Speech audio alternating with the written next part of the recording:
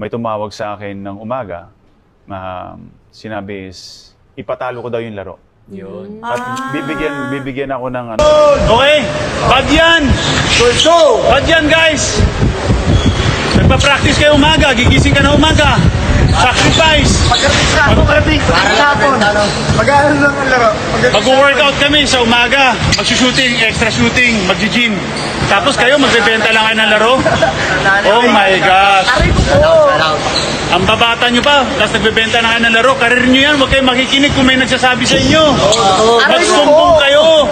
Yan, pare. Kung mali yung sinasabi sa inyo ng isang tao, huwag nyo Umalis na papakinggan. kayo. Umalis na lang kayo sa Umalis na lang kayo sa team kasi madudungisan lang yung pangalan nyo. Nanonood mga magulang nyo, mga kaibigan nyo. Tapos magbebenta lang kayo sa laro. Grabe kayo. Go! Nakakasama ng puso. Sorry ha, pero mahal na mahal ko yung basketball eh. Okay? Bacolod team, magantay tayo ha. Sa laro natin. Coach, I love you. See you ha. See you. May game kami sa MOA dati, hindi ko nababanggitin yung kalaban namin. May tumawag sa akin ng umaga, sinabi is, ipatalo ko daw yung laro. Yun. At bibigyan ako ng ano ng 100K. Ibenta mo yun. Ang lit Baba naman! naman. Hindi, ano to ha? Ang lit 100K. naman! Ang lit 100K. naman! Pero Dapat talo mo yung laro.